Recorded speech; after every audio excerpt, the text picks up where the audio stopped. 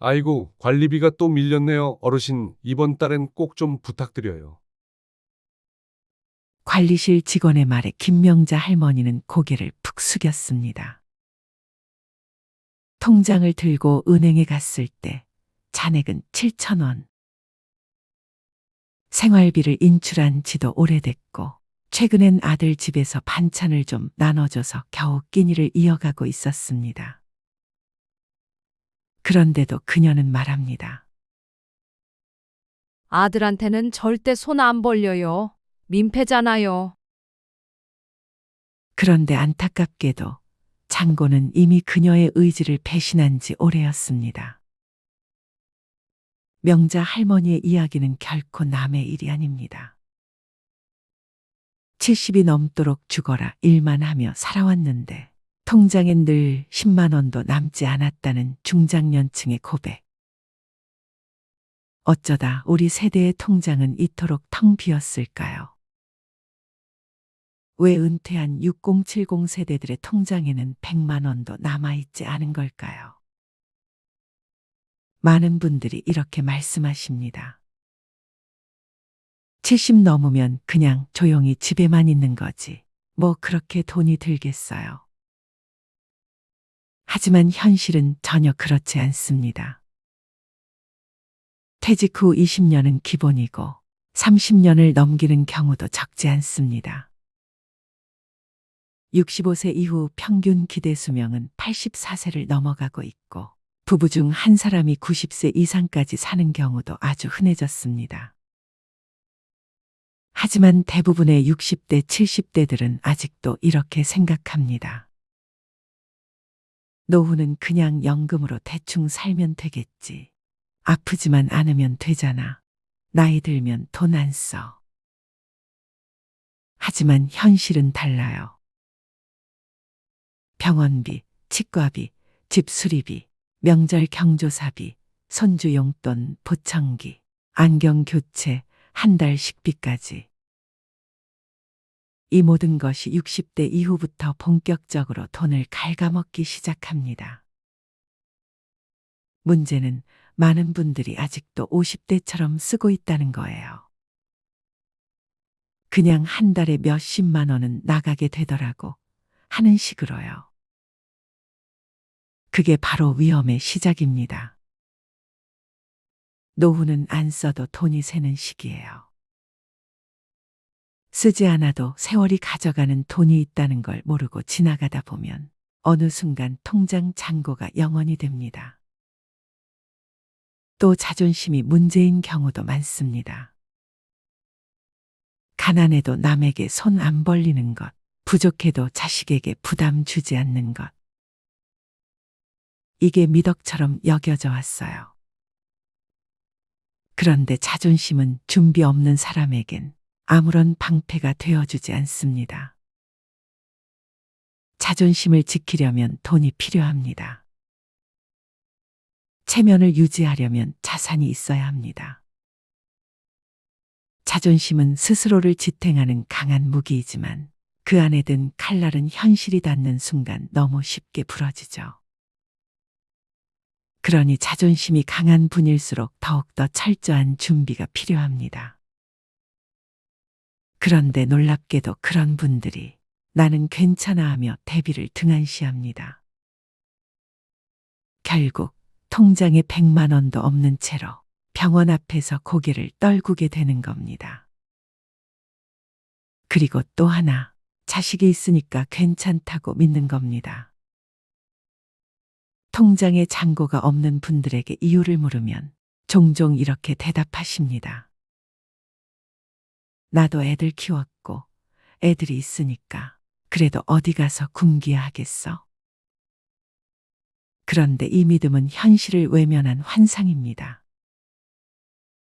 오늘날 30대, 40대 자녀들은 자신조차 감당이 어려운 세대를 살고 있어요. 물가 상승률, 집값, 교육비, 대출이자, 치솟는 보험료. 이들은 이미 삶에 쫓기고 있으며 부모까지 부양할 여력은 턱없이 부족합니다. 그럼에도 불구하고 여전히 많은 부모님들이 자식이 있으니까란 생각으로 저축을 미루고 부동산만 믿고 의료비 대비를 하지 않아요. 그리고 어느 날 자식의 차가운 한마디를 듣게 되죠. 엄마, 아빠, 저희도 솔직히 너무 힘들어요. 이때 깨닫게 됩니다. 아, 자식은 노후 대책이 아니었구나. 또, 돈이 없어서 못 모았어요. 라는 말을 참 많이 듣습니다. 물론 맞는 말이죠. 벌이가 적어서 저축 못했다는 분들 많습니다. 돈이 남아야 모으지요. 그런데 현실은 이렇습니다. 돈이 남아서 저축하는 게 아니라 저축을 하니까 남는 겁니다. 하루 1,000원, 한 달 3만 원. 이 금액을 무시해온 분들이 대부분이에요. 그깟 돈이 무슨 의미가 있겠어 하고 넘기다가 10년이 지나도 20년이 지나도 통장엔 여전히 0이 찍혀 있습니다. 반면 정말 소득이 적어도 매달 3만 원, 5만 원씩 꾸준히 모아온 분들은 그래도 급할 땐 꺼낼 게 있어서 다행이에요 라고 말하십니다. 문제는 금액이 아니라 습관입니다. 작은 돈을 소중히 여긴 사람은 언젠가 큰 돈도 제대로 다룰 수 있게 됩니다. 그리고 또 이런 말씀도 하세요. 그냥 아프지만 않으면 돼요. 하지만 노후의 가장 큰 지출은 바로 병원비입니다. 특히 치과, 안과, 정형외과는 보험이 잘 안 되거나 비용이 큽니다. 의외로 큰 돈이 드는 항목이 청력 저하, 백내장, 무릎 연골 수술, 틀니, 임플란트 그리고 각종 검진비입니다. 문제는 이런 항목은 대부분 계획되지 않은 지출이라는 겁니다. 통장에 100만 원도 없는 분들은 이런 의료비 앞에서 항상 무력해집니다. 아이고, 그거는 나중에 아프면 그때 생각해보지. 하지만 그때는 갑자기 오고 그때 돈이 없으면 삶의 질이 수직낙하합니다. 그런가 하면 삶의 낙이 없다고들 하십니다. 여가와 취미가 없다 보니 지출이 감정적으로 이루어지는 경우가 많습니다. 책을 사는 것도 걷기 좋은 운동화를 사는 것도 아깝다고 생각하면서 술자리에는 쉽게 지출하죠. 내가 이 나이에 친구라도 만나야지. 그러다 보니 남는 게 없습니다. 자기만의 여가나 취미가 없는 사람은 감정 소비를 반복하고 결국 빈 통장만 남깁니다. 또 이런 말도 있습니다. 나중에 모으려고 했지. 그런데 기억하셔야 합니다. 돈을 모으는 데에는 나중이 없습니다. 지금 시작하지 않으면 그 나중은 오지 않습니다. 통장에 100만 원도 없는 70세 어르신들이 공통적으로 하는 후회는 딱 하나입니다. 조금이라도 일찍 시작할 걸. 많은 분들이 이렇게 말씀하세요. 나 정말 검소하게 살았어요. 사치 같은 건 절대 안 했어요.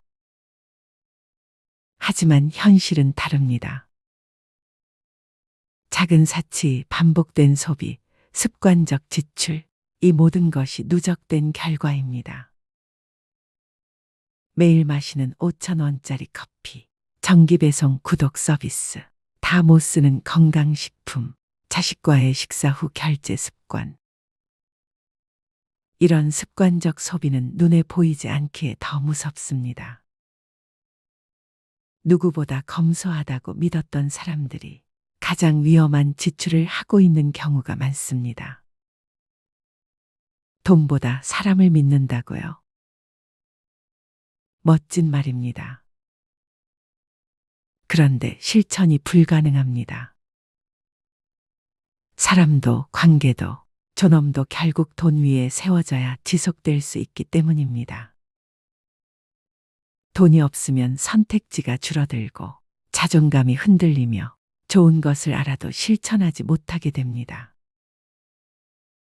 그리고 마지막으로 이런 체념이 가장 무섭습니다. 이 나이에 뭘 하고 희망을 아예 꺼버리는 거요. 하지만 정말 그럴까요? 지금 이 영상을 보신다면 아직 늦지 않았습니다. 1만 원부터 시작하세요. 매일 가계부를 써보세요. 하루에 커피 한 잔 안 마시고 저축하세요. 당장 1년 뒤 당신의 통장은 달라질 수 있습니다. 70세에도 인생은 다시 시작할 수 있습니다. 통장 잔고가 0원이어도 오늘부터 진짜로 변화하고자 하는 의지가 있다면 그 인생은 마이너스에서 플러스로 향할 수 있습니다. 작은 돈을 무시하지 마세요. 주관 없는 소비를 경계하세요. 자식이 아닌 나의 힘으로 설 준비를 지금 하세요. 그리고 꼭 기억하세요. 돈이 없어서 불행한 게 아닙니다. 돈이 없는데도 바꾸려 하지 않을 때, 그때 진짜 불행이 시작됩니다. 박종수 할아버지는 은퇴 후 몇 년 동안은 어떻게든 자립하며 살아갔습니다. 하지만 투자 실패와 과도한 지출로 인해 점점 재정 상태가 악화되면서 그는 더 이상 혼자 힘으로 생활을 유지할 수 없었습니다. 어느 날 결국 그는 큰 결심을 하고 자식들에게 돈을 부탁하기로 합니다. 그날 오후 종수 할아버지는 가장 큰 아들인 영수의 집을 찾아갔습니다. 평소에도 자주 오가던 집이었지만 오늘은 발걸음이 무거웠습니다. 초인종을 누르자 영수가 문을 열어주었습니다. 아버지, 웬일이세요? 오랜만에 오셨네요. 종수 할아버지는 어색하게 웃으며 집 안으로 들어갔습니다. 따뜻한 차를 대접받으며 그는 몇 번이나 입을 때려다가 다시 다물었습니다. 결국 마음을 굳게 먹고 조심스럽게 말을 꺼냈습니다. 영수야, 아버지가 정말 미안한데 이번 달 생활비가 부족해서 좀 도와줄 수 있겠니? 영수는 순간 당황한 듯 멈칫했습니다. 그는 이미 가정의 생계를 위해 열심히 일하고 있었고 아이들의 교육비와 각종 생활비로 부담이 컸기 때문입니다. 그러나 아버지를 외면할 수는 없었습니다. 네, 아버지, 얼마나 필요하세요? 종수 할아버지는 잠시 머뭇거리다 조심스럽게 말했습니다. 한 50만 원 정도면 될 것 같구나. 급한 건 다 해결하고 나면 갚을 수 있을 거야. 영수는 깊은 한숨을 내쉬며 알겠습니다. 아버지, 제가 이번 달은 좀 빠듯하긴 한데 어떻게든 해볼게요. 라고 대답했습니다. 그날 밤 종수 할아버지는 집으로 돌아와 마음이 착잡했습니다. 자식에게 손을 벌린다는 것이 자존심에 큰 상처를 입혔고 자신이 얼마나 비참한 처지에 놓여 있는지를 실감했습니다. 그는 눈물로 젖은 베개를 끌어안고 잠을 이루지 못했습니다. 며칠 후 딸 영희에게도 같은 부탁을 해야만 했습니다. 그는 딸의 집에 방문하여 손녀와 함께 시간을 보내다가 어렵게 입을 열었습니다. 영희야, 아빠가 정말 미안한데 생활비가 좀 부족해서 말이다. 내가 조금 도와줄 수 있을까? 영희는 놀란 표정을 감추지 못했습니다. 아빠, 무슨 일이세요? 요즘 많이 힘드신가 봐요. 그녀는 아버지의 손을 잡고 걱정스러운 눈빛으로 물었습니다. 그래, 영희야. 아빠가 좀 어려운 상황에 놓였단다. 이번 달만 좀 도와주면 안 될까? 영희는 눈물을 참으며 물론이에요, 아빠. 제가 어떻게든 마련해 볼게요. 라고 말했습니다. 종수 할아버지는 자식들의 얼굴을 보며 더욱 마음이 무거워졌습니다. 자식들에게 짐이 된다는 사실이 그를 괴롭혔고 그는 자신이 잘못된 결정을 내렸음을 후회하며 자책했습니다. 자식들에게 손을 벌릴 때마다 그는 더욱 비참해졌고 그들에게 부담을 주는 자신의 처지가 너무도 서글펐습니다. 이렇게 박종수 할아버지는 말년에 자식들에게 돈을 부탁하며 비참한 나날을 보냈고 자식들은 그런 아버지 때문에 힘들어했습니다. 그는 자식들에게 미안함과 고마움을 동시에 느끼며 자신의 실수로 인해 가족 모두가 고통받고 있다는 사실에 깊은 후회를 했습니다.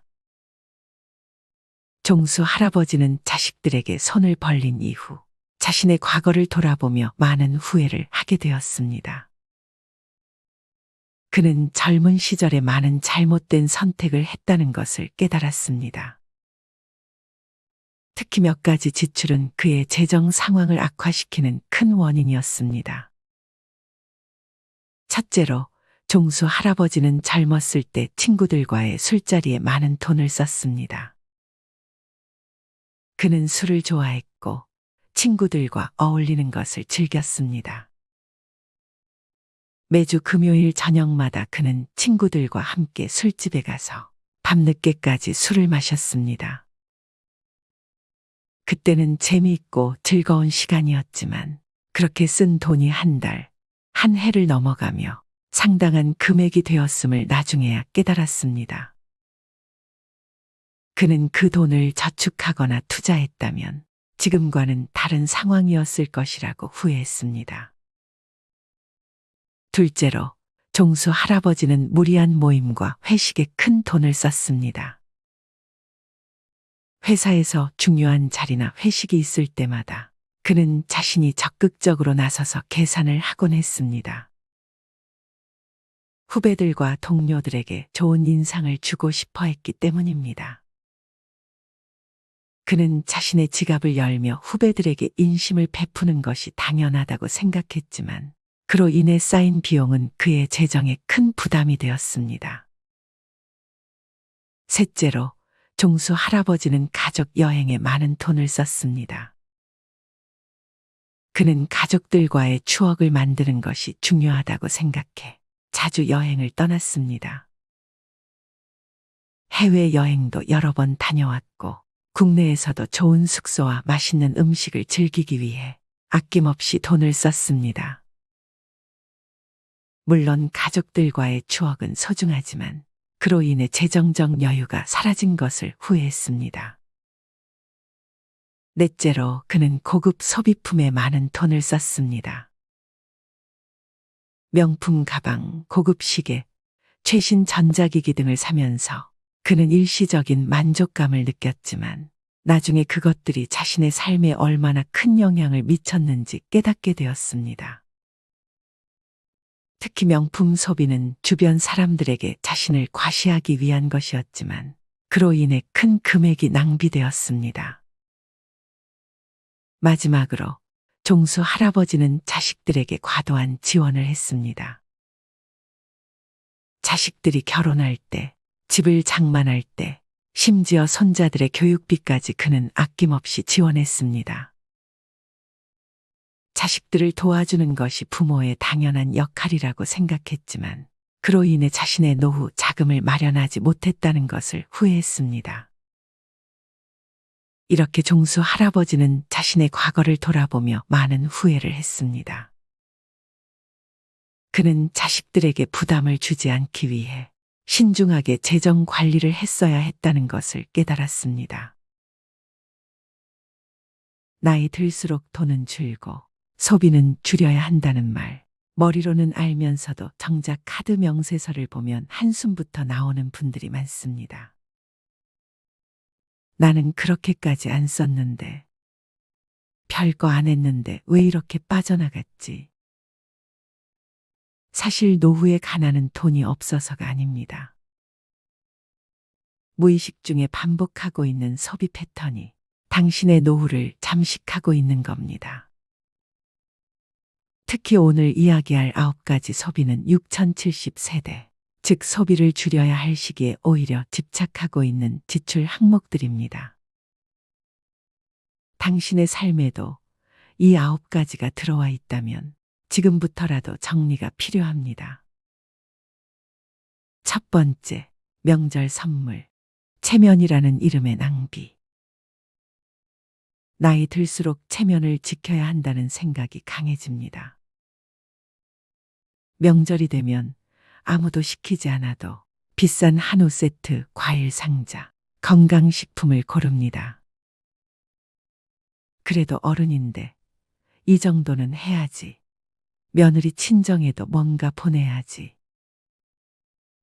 하지만 체면은 지갑에서 나갑니다. 그리고 그 체면을 지킬수록 약값을 미루고 전기요금을 걱정하는 현실이 찾아옵니다. 체면은 빚내서 유지할 게 아닙니다. 체면은 내 형편에 맞게 절제하는 어른에게서 납니다. 진짜 품위는 덜 써도 존중받는 사람이 될 때 생깁니다. 두 번째, 여행. 탈출인가, 회복인가. 이 나이에 언제 또 가보겠어. 이 말 한마디에 항공권을 결제하고 내 인생인데 한 번쯤은 하며 여행 패키지를 끊습니다. 하지만 여행은 갔다 오면 끝입니다. 추억은 남을지 몰라도 카드값은 더 오래 남습니다. 게다가 여행은 습관이 되면 중독됩니다. 또 가야겠다. 안 가면 허전해. 문제는 여행이 회복이 아닌 회피가 되는 순간부터 노후는 무너지기 시작한다는 점입니다. 지속 가능한 삶은 감정이 가라앉은 상태에서 가도 되는 타이밍에 가는 여행이어야 합니다. 세 번째, 옷. 과거의 멋이 현재의 짐이 될 때. 나도 이 정도는 입어야지. 할머니라고 아무 옷이나 입나. 나이 들어도 멋지고 싶은 마음 당연합니다. 하지만 옷장이 가득 차 있고 입는 옷은 늘 똑같은데도 또 다시 신상을 고르고 있다면 그건 멋이 아니라 불안을 지우기 위한 소비일 수 있습니다. 노년의 멋은 비싼 옷이 아니라 단정함에서 시작됩니다. 꾸준히 다림질된 셔츠, 잘 맞는 슬랙스, 깔끔한 운동화. 그것이면 됩니다. 진짜 품위는 옷에서 나오는 게 아니라 자기 삶에 책임지는 태도에서 나옵니다. 네 번째, 커피. 하루 한 잔은 괜찮을까? 퇴직 후 할 일 없는 하루의 시작은 늘 커피 한 잔으로 열립니다. 집에 커피 믹스가 있어도 굳이 테이크아웃 한 잔을 사야 하루가 시작된 것 같은 기분이 듭니다. 하루 4,000원. 한 달이면 12만 원. 1년이면 144만 원입니다. 그거 아껴서 얼마나 모으겠어? 그렇게 말하는 순간 매달 반복되는 작은 구멍이 노후 재정을 서서히 잠식합니다. 여유는 커피로 사는 것이 아니라 관계와 일상 속에서 길러야 할 감정입니다. 돈 들여 위로받는 습관은 결국 더 큰 허기를 남깁니다. 다섯 번째, 택시. 편함의 이름으로 무너지는 근력. 한 정거장 거리도 걷기 싫어집니다. 힘들잖아. 택시 타면 편하지. 그런데 이상하게 이 편함은 갈수록 더 많은 불편함을 부릅니다. 걷는 횟수가 줄어들수록 무릎은 더 약해지고 심장은 더 나빠집니다. 택시비는 그 자체로도 문제지만 움직이지 않는 대가로 찾아오는 병원비는 그보다 훨씬 비쌉니다. 노후의 편안함은 무조건적인 편리함이 아니라 내 몸이 스스로 움직일 수 있는 자유에 있습니다. 6번째, 손주를 위한 지출. 사랑이라는 착각. 손주가 온다 하면 마트부터 갑니다. 과자, 장난감, 옷, 용돈까지. 그래도 할머니인데 뭐라도 해줘야지. 그렇게 매달 10에서 20만 원씩 쓰면서도 정작 자신은 라면으로 끼니를 때웁니다. 그런데 손주는 과자나 돈보단 할머니가 해준 이야기와 밥을 더 오래 기억합니다. 사랑은 사는 것이 아닙니다. 시간을 함께 보내는 것, 함께 눈을 맞추는 것이 진짜 사랑입니다. 지갑이 아니라 마음으로 손주를 대하세요. 7번째, 경조사비. 관계라는 이름의 강요. 친구 아들 결혼이라는데 다들 10만 원 낸다더라. 나만 5만 원 하면 이상하게 보이겠지. 경조사비는 기준이 없습니다. 그래서 더 어렵습니다. 그러나 중요한 것은 당신의 형편과 마음입니다. 남들이 10만 원 낸다고 나도 무리해서 맞추다 보면 정작 당신 자녀의 결혼식엔 통장이 비어 있을 수 있습니다. 경조사비는 투자가 아닙니다. 돌려받지 못할 수도 있습니다. 그래서 더욱 신중하고 절제 있게 써야 할 지출입니다. 8번째, 건강식품. 건강은 사는 게 아니다. 이거 먹으면 혈압 내려간대요.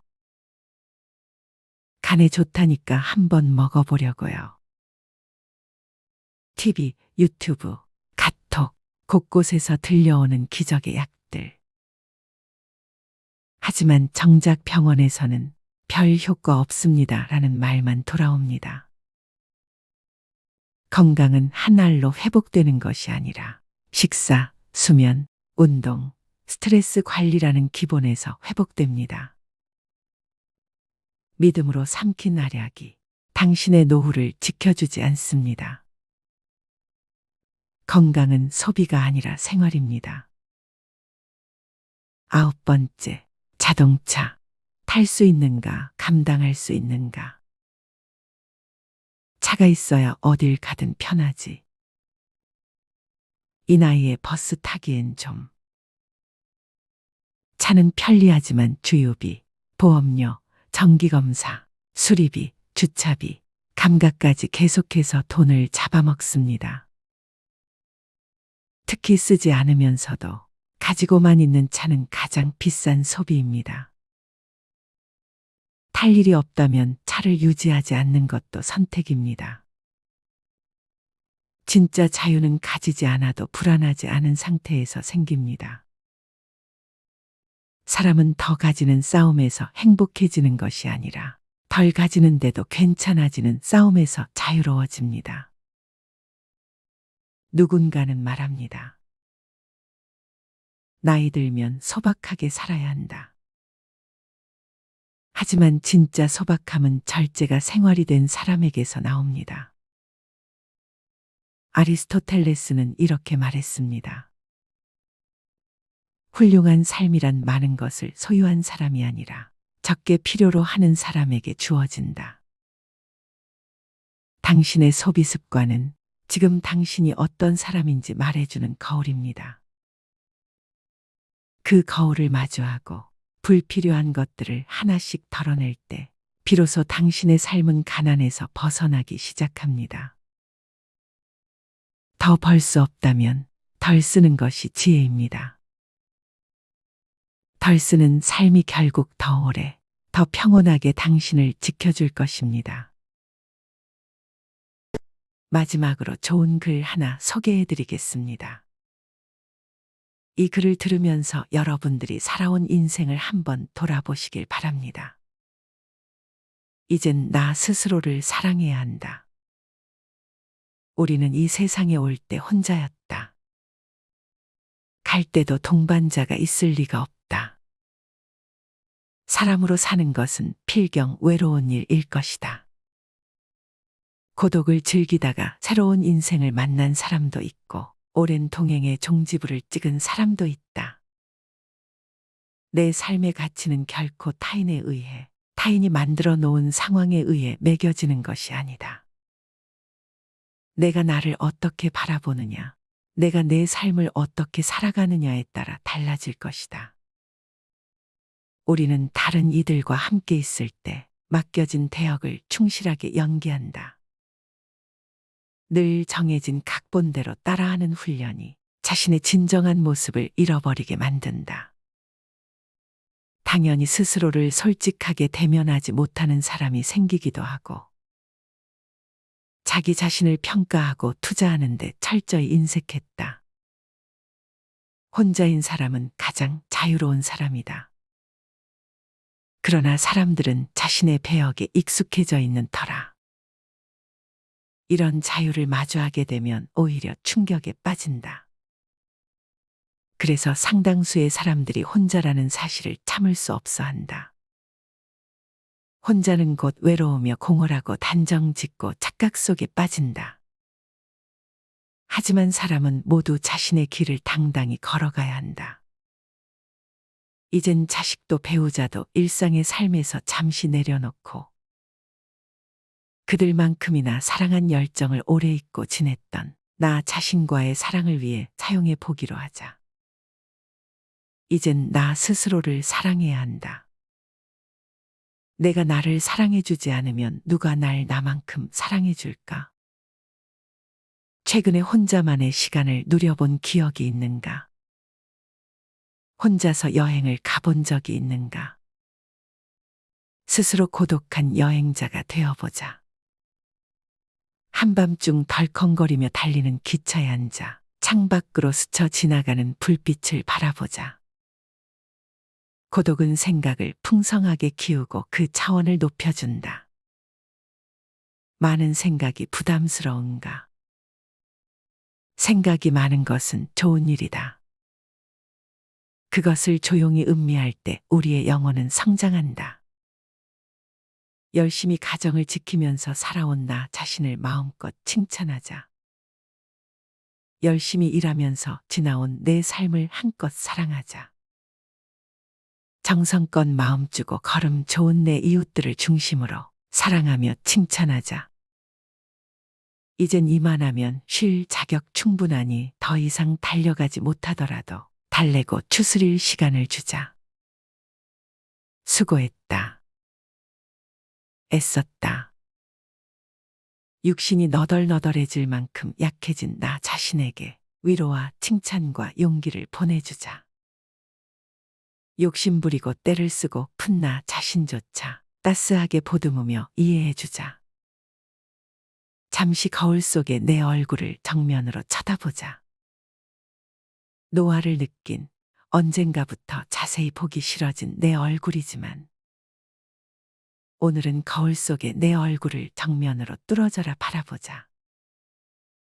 10년 전, 20년 전, 30년 전 사진의 내 얼굴을 생각하며 구석구석 찬찬히 현재의 내 모습을 바라보자. 저렇게 늙어가는구나. 나는 우울하고 안쓰러운 마음이 들 것이다. 그 얼굴에는 굴곡의 세월과 기쁨, 서러움의 시간이 묻어 있고 사랑과 이별과 망각의 시간들이 묻어 있다. 내 얼굴이지만 수많은 세월 동안 진지한 대화 한 번 없이 남의 물건처럼 방치해둔 내 모습이다. 언제 이렇게 수많은 주름살이 얼굴을 도배했을까? 언제 이렇게 떨어진 꽃잎의 색깔처럼 피부는 갈색 침전이 되었을까? 한때는 거울 속의 저 얼굴에도 신혼의 싱그러움이 있었다. 애들 초등학교 입학식 때 희망에 찬 젊은 부모의 기계가 있었을 것이다. 경제적 궁핍함에 힘든 세월 속에서도 꿋꿋이 웃음을 잃지 않던 얼굴이었고, 애들의 교육 문제로 일희일비하던 극성스런 부모의 얼굴이었다. 갑자기 먼 길 떠나는 부모님과의 영원한 이별을 회한의 눈물로 보내드린 얼굴이었고, 지금은 당시 부모님의 얼굴로 쓸쓸히 거울 속에 있다. 낯설게 변해버린 굳은 무표정의 얼굴에게 이젠 진정으로 좋은 표정을 선물해주자. 지난 세월 근심과 걱정 속에서 찌들어간 내 얼굴에게 앞으로는 웃음과 희망을 전해주고 더 이상 주름살은 남겨주지 않도록 노력하자. 열심히 살아온 내 얼굴에게 그동안 너무 고마웠다고 말해주자. 수십 년을 동고동락해준 내 얼굴에게, 지구상에 오직 하나뿐인 내 얼굴에게 남은 시간은 우리들만을 위해 바치겠노라고 약속하자.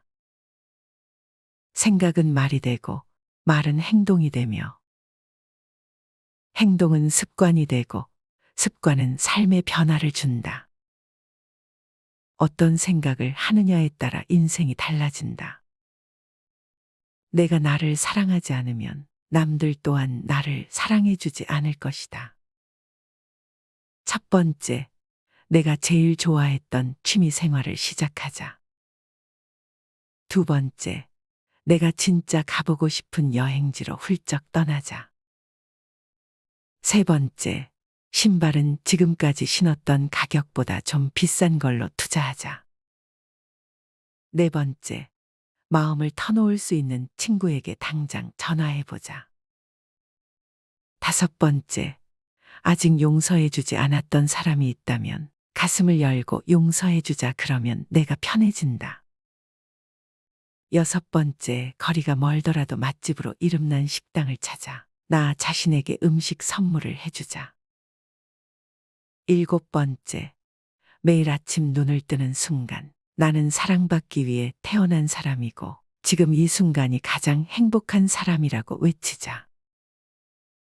이 글을 읽은 모든 사람이 과거에 어떻게 살았던, 지금 당장부터 행복했으면 한다. 거울 속의 낯선 나를 이젠 진정 사랑하는 대상으로 친하게 지내며 먼 훗날 영원한 안식 여행을 떠날 때 너와 나 우리는 행복한 삶을 살았다고 말할 수 있었으면 얼마나 좋을까. 내가 먼저 내 얼굴을 사랑해라고 말하고 바로 행동을 했으면 합니다. 나를 업신여기지 말고 위대하고 또 위대한, 소중하고 귀한 사람이 당신임을 잊지 말고 살았으면 합니다. 나는 지구상 하나뿐인 내 얼굴을 사랑합니다. 왜냐하면 한평생 희노애락을 같이 경험하며 살아온 얼굴이니까요. 이제는 늦기 전에 인생을 즐겨라. 아주 오래 살 것처럼 행동하면 어리석다. 걷지도 못할 때까지 기다리다가 인생을 후회하지 말고 몸이 허락하는 한 가보고 싶은 곳 여행하라. 혹시 병 들더라도 겁먹거나 걱정하지 마라.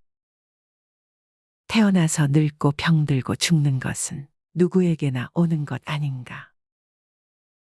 몸은 의사에게 맡기고 목숨은 하늘에 맡기고 마음은 스스로 책임져야 한다. 자식들이나 손자에 관한 일은 눈으로 보고 귀로 듣기만 하고 입은 꼭 다무셔라. 자신이 자신을 최고로 여기고 자신을 대접하며 살다가 생로병사에 순응하며 살자.